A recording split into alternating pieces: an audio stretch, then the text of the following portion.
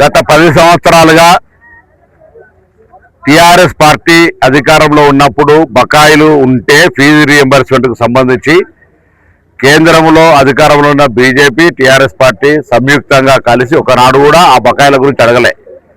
ఈరోజు మేము పాత బకాయిలను చెల్లిస్తూ భవిష్యత్తుకు సంబంధించి అడ్వాన్స్గా పేమెంట్ చేయడానికి పాలసీ తీసుకొని విద్యా సంవత్సరం ప్రారంభం కాకముందే వాళ్ళకు ఫీ రీయింబర్స్మెంట్ చెల్లించేటువంటి విధానం నిర్ణయం తీసుకొని ముందుకు పోయే సందర్భంలో పాపం ఆ పార్టీలో ఆయన ఉనికిని ప్రశ్నార్థమైంది. అధ్యక్షుడికి కొంతమంది కేంద్ర మంత్రులు, కొంతమంది ఎంపీలు ఆయనను ఎక్కడ పట్టించుకుంటలేరని ఆ పార్టీలో గుర్తింపు కోసం ఒకటి, అసలు తెలంగాణకు అన్యాయం చేసిన పార్టీ బీజేపీ పార్టీ ఇవాళ తెలంగాణకు నిధులు తేవడానికి కొరకు ఢిల్లీలో పోయి కొట్టాడాల్సిన జాతీయ పార్టీ, అధికారంలో ఉన్న పార్టీ ఆ అంశాలను వదిలిపెట్టి గల్లీలో వాళ్ళ అంతర్గత రాజకీయాల పోరాటం లోపల వ్యక్తిగత ఆలోచనకు, వ్యక్తిగత ప్రాబల్యం కొరకు దీక్ష చేస్తా ఉన్నాడు.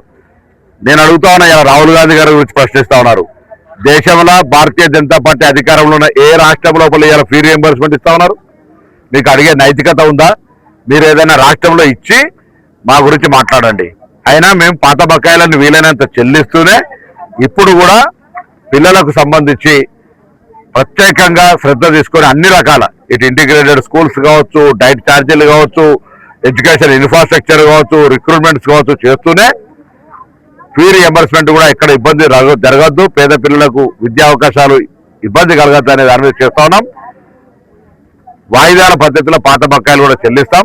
యజమానులతో అనేక సందర్భాల్లో చర్చలు జరిపినాం, సానుకూల వైఖరితో ఉన్నాం. కాంగ్రెస్ పేద ప్రజల విద్యా అభివృద్ధికి అనేక నిర్ణయాలు తీసుకుంది, ఇప్పుడు కూడా తీసుకుంటాం. దీన్ని రాజకీయపరం చేయడం ద్వారా వాళ్ళ యొక్క ఎగ్జిస్టెన్సీ, ఉనికి కొరకు జరిగే ప్రయత్నం తప్ప ఇంకోటి కాదు.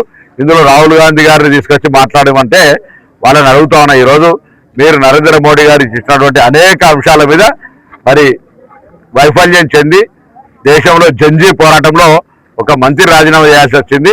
అదేవిధంగా మొన్నటికి మొన్న మీ జాతీయ అధ్యక్షుడు ఏ విధంగా మీకు తిరోగమనం ప్రారంభమైంది కాబట్టి మీకు ఇటువంటి విపరీత బుద్ధి వస్తున్నది.